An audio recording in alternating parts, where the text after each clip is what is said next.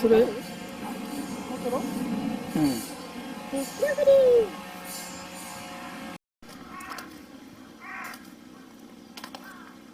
一旦冷やします。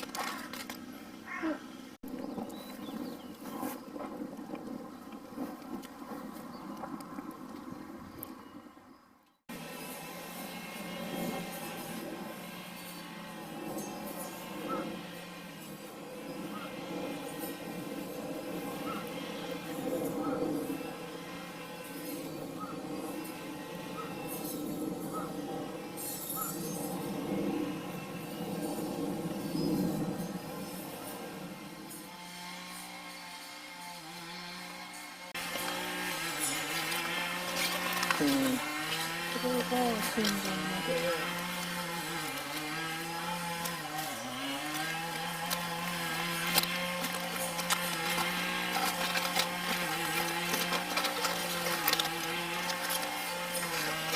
ばっかり割ってみて。ぽっこりで、ちょっと待ってね。アップ。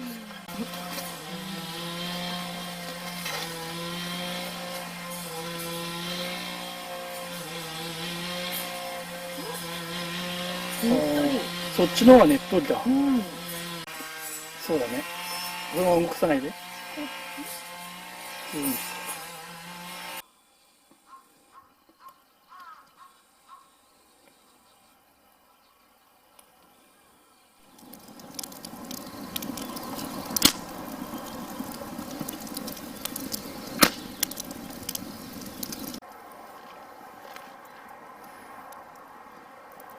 上手にできますかね。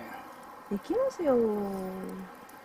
近すぎると黒焦げになっちゃう。そう。どこでやったの？この辺まで？そう。あまり焼けないからその炎の中へ一瞬入れたら一瞬で真っ暗になった。火がついちゃったら燃えちゃうんだよ。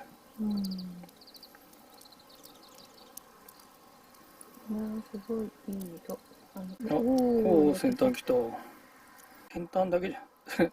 そのうちにポロンと落ちるんじゃない？おお、やばいやばい。どう？ああ、先端はね、でもなんか、トロトロ。中の方も食べてみて。で一応参考まで気になるかもしれないので、ネットで今8時になりました。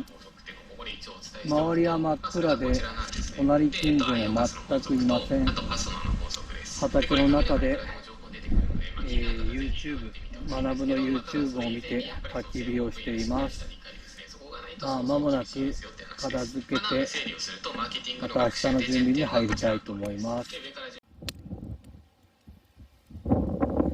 ウェーデンとトーチはちょっと風で火が消えてしまっている。ついたり消えたりを繰り返している。